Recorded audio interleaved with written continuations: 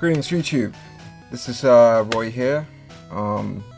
This is probably one of the first videos you probably see me in, so completely unscripted, completely just off the cuff, and it's, you know, piece to camera type video. And it's, what's inspired this is basically what happened yesterday in terms of the 27th anniversary of Pokemon. So, really awesome day. We had a lot of announcements, a lot of just different types of news. We had the announcement of the Trading Card Classic Japanese set being introduced with those decks. We also had some new Paradox Pokemon introduced, so those two being what was it, Walking Waves and Iron Leaves. So kind of interesting seeing some new paradoxes in there. But yeah, it's just made me kind of think.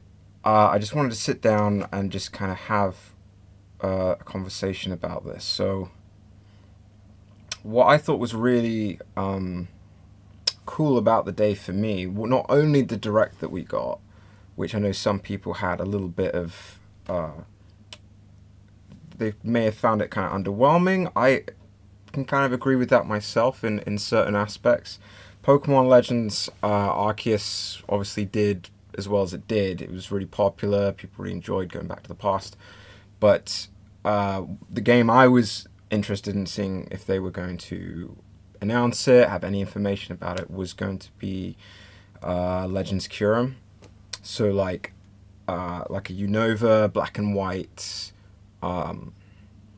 sort of a game in almost like a remake, but not quite a remake, almost like a completely new game, like Legends Arceus.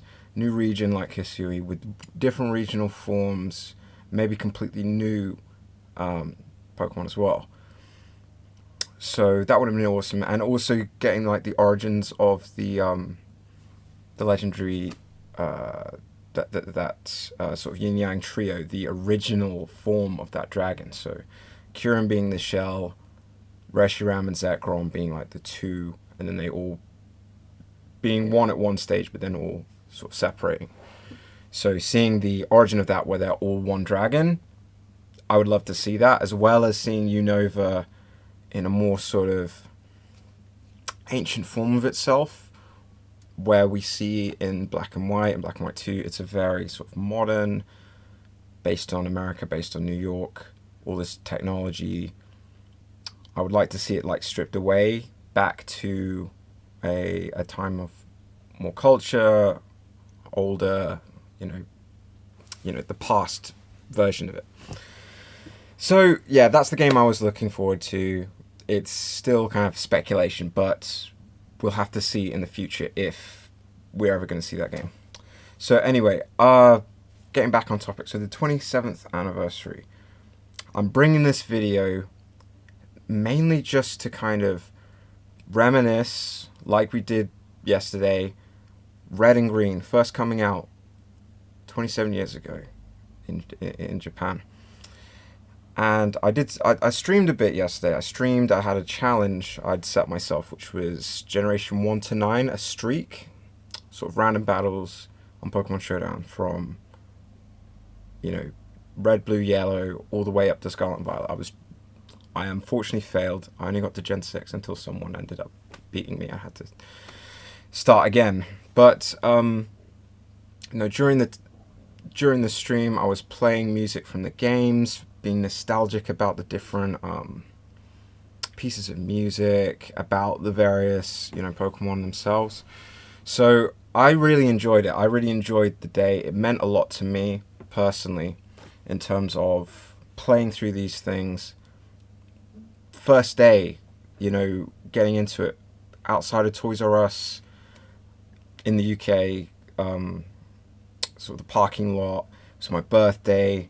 Pokemon Yellow is out, and I get a yellow Game Boy. I get like a Pokemon Yellow copy, and I'm in there. Like, that's kind of like how it started for me. A little bit before that, it was my friends having Red and Blue, sort of having exposure to the cards, and just amazing. Just seeing those 3 starters and the various like sounds of the game, the little cries they make, and just all of this nostalgia over like 27 years. I know, it released a little bit later than it did in Japan. It was a little bit after we had the anime, and then they rolled out the games. But yeah, I'm rambling a bit. But yeah, Red and Blue, played my friend's versions of that, then having that awesome moment, starting Pokemon Yellow.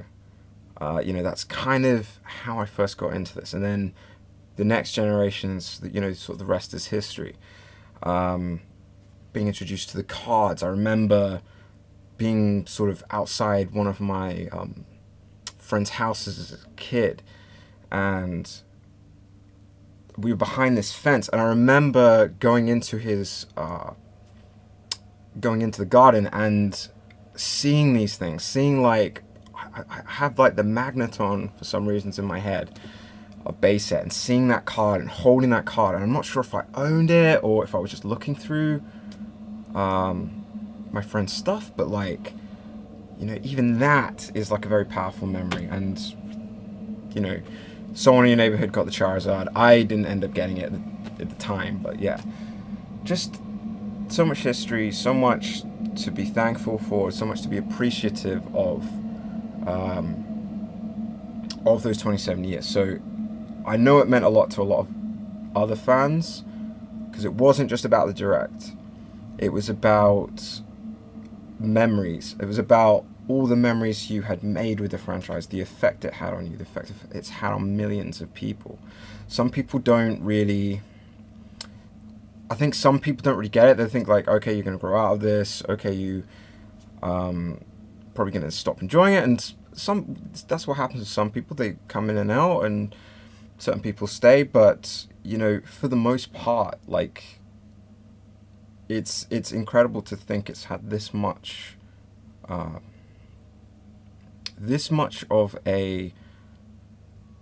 just an impact on people's lives. And yeah, I just had a moment sort of at the end of the stream. I tried, Street Challenge, failed it, doesn't matter.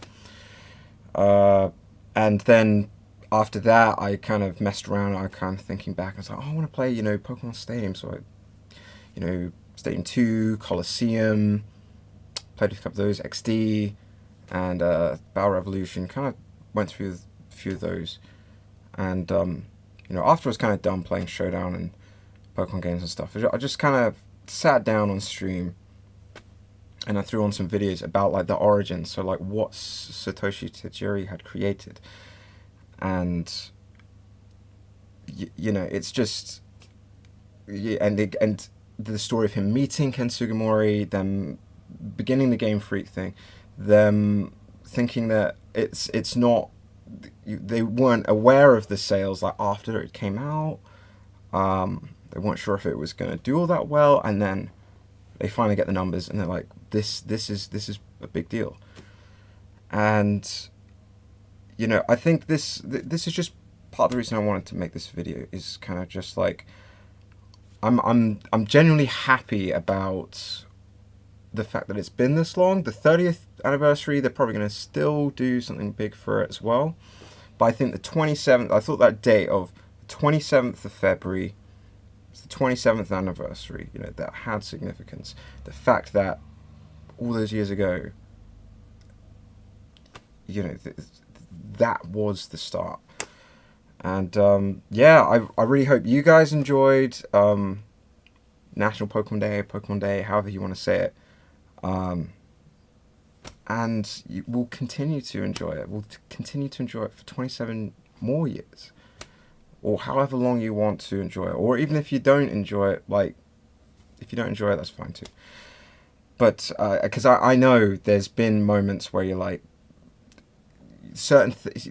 with any company, there's going to be certain things about business decisions or certain products they create, or certain ideas which may not gel with everybody. So I completely understand that. And there's been moments where I've had to kind of dip in and out. But I'm interested to see what they keep doing. There's definitely been some things about Scarlet and Violet I've been iffy on it initially, and then kind of I came around and kind of thought, okay, I'll give it a try. So yeah, just that's about it. I'm gonna cut this video off. Really happy. 27 years. Here's to another 27 years. Okay, guys.